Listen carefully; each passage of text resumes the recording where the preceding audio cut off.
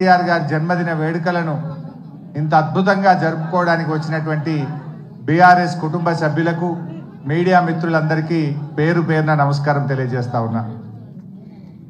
నిజంగా ఈరోజు కేసీఆర్ గారి జన్మదినం రాష్ట్రమంతా కూడా ఒక పండగలాగా జరుపుకుంటా ఉన్నారు. కేసీఆర్ అంటే ఒక వ్యక్తి కాదు, కేసీఆర్ అంటే ఒక నాయకుడు కాదు, కేసీఆర్ అంటే 4 కోట్ల ప్రజల భావోద్వేగం. 1954లో మన కేసీఆర్ గారు పుట్టారు. ఇప్పుడు 2024 25వ సంవత్సరం. అంటే కేసీఆర్ గారు పుట్టిన 2 ఏళ్లకే ఉన్న తెలంగాణను ఆంధ్రలో కలిపింది ఆనాటి కాంగ్రెస్ పార్టీ. 1969లో మలిదశ తెలంగాణ ఉద్యమం వచ్చినాడు కేసీఆర్ గారి వయసు 15 సంవత్సరాలు. 15 సంవత్సరాల వయసులో ఆనాడు 69 తెలంగాణ ఉద్యమంలో పాల్గొని జై తెలంగాణ అని పోరాడిన నాయకుడు కేసీఆర్. ఆ తర్వాత తెలంగాణ ప్రాంత నాయకులు ఇష్టమున్నా లేకపోయినా ఆ ఆంధ్ర పాలకుల పార్టీల చేతుల్లో వీళ్ళందరూ కూడా పనిచేస్తూ వచ్చారు. కేసీఆర్ గారు కూడా తెలుగుదేశంలో పనిచేశారు. ఎప్పటికప్పుడు తెలంగాణ కోసం పార్టీలో ఉంటూనే మాట్లాడుతూ వచ్చారు. కానీ అన్ని గమనించిన తర్వాత ఇంకా రాష్ట్ర ఏర్పాటు తప్ప తెలంగాణకు మోక్షం లేదు, సమైక్య రాష్ట్రంలో న్యాయం జరగదనుకున్నారు కనుక ఆనాడు కరెంటు బిల్లులు పెంచితే ఇది తెలంగాణ రైతుల పాలిట ఉరితాడైతదని చెప్పి అన్ని ఆలోచించి వందల వేల గంటల మేధోమదనం జరిపి తెలంగాణ ఉద్యమానికి కేసీఆర్ గారు శ్రీకారం చుట్టారు. కానీ ఆ రోజు ఒక అపవాదం ఉండేది. ఎవరు జై తెలంగాణ అన్నా పదవి కోసమే జై తెలంగాణ అంటున్నారని. 69కి 2001 మధ్య అనేక మంది నాయకులు జై తెలంగాణ అని ఉద్యమాన్ని ప్రారంభించుడు, పదవి రాగానే మధ్యలో వదిలిపెట్టుడు. దానివల్ల ప్రజల్లో ఒక అపనమ్మకం, ఎవరైనా పదవి కోసమే చేస్తారు అనేటువంటి ఒక అపనమ్మకం ఏర్పడ్డది.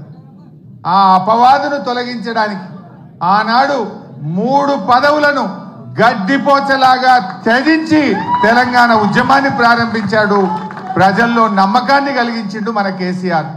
డిప్యూటీ స్పీకర్ పదవిని, ఎమ్మెల్యే పదవిని, రాష్ట్ర కార్యదర్శి పదవిని అన్నింటికి కూడా రాజీనామా చేసి ఆ రోజు ఉద్యమాన్ని ప్రారంభించి ప్రజల్లో ఒక నమ్మకాన్ని కలిగించారు. ప్రొఫెసర్ జయశంకర్ గారు మాతో అనేవాడు, ఎప్పుడన్నా మేము మాట్లాడితే నాకు కేసీఆర్ మీద సంపూర్ణమైన విశ్వాసం ఉంది, ఈయన నాయకత్వంలో తెలంగాణ వస్తుందని నేను నమ్మిన గనుక కేసీఆర్ వెంట నడుస్తున్నా, కేసీఆర్ ను ఆశీర్వదిస్తున్నా అని జయశంకర్ గారు చెప్పారు. అంటే అట్లా జయశంకర్ లాంటి ఎంతో మంది మేధావులు కేసీఆర్ గారి మీద విశ్వాసంతో వారితో కలిసి నడిచిండ్రు. ఆ నమ్మకాన్ని కూడా కేసీఆర్ గారు నిలబెట్టిండ్రు. మనకు తెలుసు, నా అదృష్టం 2001 నుంచి కూడా కేసీఆర్ తో పనిచేసే అదృష్టం నాకు దొరికింది. నేను చూసేవాడిని కేసీఆర్ ఎంత మదన పడేవాడో, ఎంత బాధపడేవాడో దగ్గరగా చూసేవాడిని. కొంతమంది కేసీఆర్ గారి మీద వ్యక్తిత్వ హననానికి పాల్పడేవారు. రకరకాలుగా ఆయనను ఎన్ని రకాలుగా బదనాం చేసేవారంటే, ఒకడైతే ఇక బీమార్ అయింది ఇక లేస్తనే లేడంటాడు, ఇంకోటి అంటాడు. ఎన్ని రకాలుగా వేధించినా, బాధ పెట్టినా, వ్యక్తిత్వ హననానికి పాల్పడినా మొండి ధైర్యంతో ఆయన పోరాటం చేసిండు, తెలంగాణ వైపు అడుగులు వేసిండు. That is KCR. ఎక్కడ బాధపడ్డా, కుంగిపోయినా, వెనకడుగు వేసిన, పదవులకు ఆశపడినా ఇవాళ మనం తెలంగాణలో ఉండేవాళ్ళం కాదు. ఇవాళ తెలంగాణ వచ్చిందంటే అది కేసీఆర్ గారి మొండి పట్టుదల, ధైర్యం, ఆయన పోరాటం వల్ల ఇవాళ తెలంగాణ వచ్చింది. నవంబర్ 29, 2009 ఇది ఇవాళ డిసెంబర్ 17 ఫిబ్రవరి 17 మనకు ఎంత ముఖ్యమో నవంబర్ 29 కూడా చరిత్ర పుటల్లో అంతే ముఖ్యమైన దినం. ఆనాడు కేసీఆర్ గారు ఇంకా లాభం లేదు, కేసీఆర్ చచ్చుడో తెలంగాణ వచ్చుడో, అయితే తెలంగాణ జైత్రయాత్ర లేదంటే నా శవయాత్ర అని చెప్పి ఆమరణ నిరాహార దీక్ష కూర్చున్నటువంటి నాయకుడు మనం చూసాం. గాంధీజీ గారి సత్యాగ్రహం చూసాం, పొట్టి శ్రీరాములు గారి ఆమరణ దీక్ష చూసాం. మరి నాడు కేసీఆర్ గారు కూడా ఆమరణ నిరాహార దీక్ష కూర్చొని ఢిల్లీ పీఠాన్ని కదిలించి డిసెంబర్ 9, 2009 ప్రకటన వచ్చిందంటే అది కేసీఆర్ గారి దీక్ష ఫలితం అని కూడా మనం గుర్తు చేసుకోవాల్సిన అవసరం ఉంది. నిజంగా ఆయన ఆ రోజు దీక్ష పూనుకోకపోతే ఇవాళ తెలంగాణ ప్రకటన వచ్చేదా? ఎవడెవడో ఏదో మాట్లాడుతున్నాడు. ఆ రోజు చిదంబరం గారు నాకు బాగా గుర్తు, కేటీఆర్ గారు, మా మధుసూదనాచారి గారు, జయశంకర్ గారు అందరం కూడా అక్కడే ఉండేవాళ్ళం. చిదంబరం గారు ఫోన్ చేసి ఢిల్లీ నుంచి కేసీఆర్ గారు దీక్ష విరమించండి, మేము తెలంగాణ ప్రక్రియ ప్రారంభిస్తామన్నారు. మీ మాటలకు మేము మోసపోం. మీరు స్పష్టంగా ఢిల్లీ నుంచి తెలంగాణ రాష్ట్ర ఏర్పాటు ప్రక్రియ ప్రారంభిస్తున్నామని స్పష్టమైన ప్రకటన కేంద్ర ప్రభుత్వం నుంచి చెప్తే తప్ప నా దీక్ష విరమించను అని చెప్పి కేసీఆర్ గారు చెప్పింది. అప్పటికి 11 రోజులైంది. మనిషి ఆ మంచం మీద నుంచి ఒక్కొక్కసారి వణుకుతో దాదాపు హాఫ్ ఫీట్ ఎగురుతా ఉండే బాడీ తన కంట్రోల్లో తాను లేదు. కానీ ఆ పట్టుదల మాత్రం సడలేదు. మా కళ్ళల్లో నీళ్లు తిరుగుతున్నాయి, ఎంతో బాధపడ్డాం. కానీ ఆయన మాత్రం కేంద్ర ప్రభుత్వం తరఫున రాష్ట్ర ఏర్పాటు ప్రక్రియ ప్రారంభమైందంటేనే దీక్ష విరమిస్తా అన్నాడు. ఆ రోజు మీరే రాసి పంపండి అంటే జయశంకర్ సారు తన స్వహస్తాలతో తెలంగాణ రాష్ట్ర ఏర్పాటు ప్రక్రియ రాసి ఢిల్లీకి పంపిండు.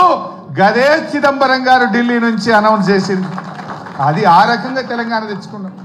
తెలంగాణ తేవడమే కాదు, తెచ్చిన తెలంగాణను అప్పుడే పుట్టిన బిడ్డను కన్న తల్లి ఎంత ప్రేమగా పెంచుకుంటుందో కేసీఆర్ గారు 10 ఏళ్లలో తెలంగాణను ఒక తల్లిలాగా తీర్చిదిద్దాడు.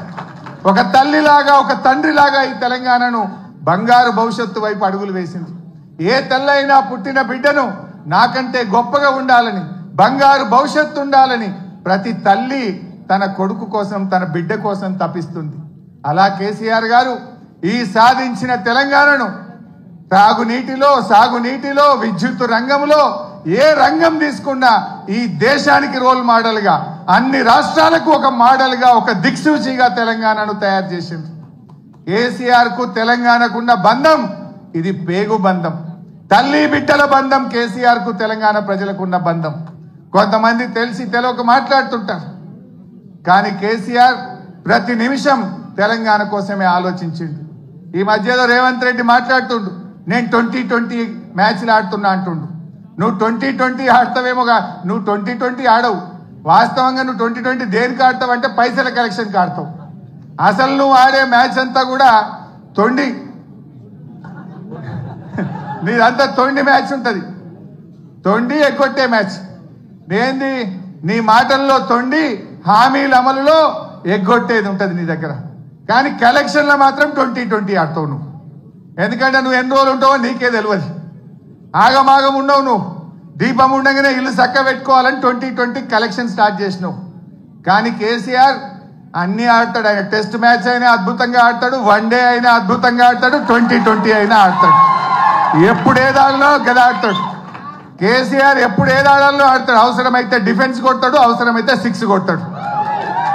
కానీ ఇవాళ తెలంగాణ ప్రజలు ఏ పల్లెల్లో పోయినా, ఎక్కడ పోయినా ఏమంటున్నారు? మళ్ళీ కేసీఆరే రావాలి, మా కేసీఆర్ మాకు కావాలి అని ప్రతి నోట. ఇది నేనేదో ఉపన్యాసం కోసం చెప్తలేను. కారులో పోతా ఉంటే సిగ్నల్ పడితే పాపం ఉన్నది, ఇట్లా తలుపు కొట్టి అద్దం దించి సార్ కేసీఆర్ కావాలి, మళ్ళా మనమే రావాలి, వీడు బాగలేడని.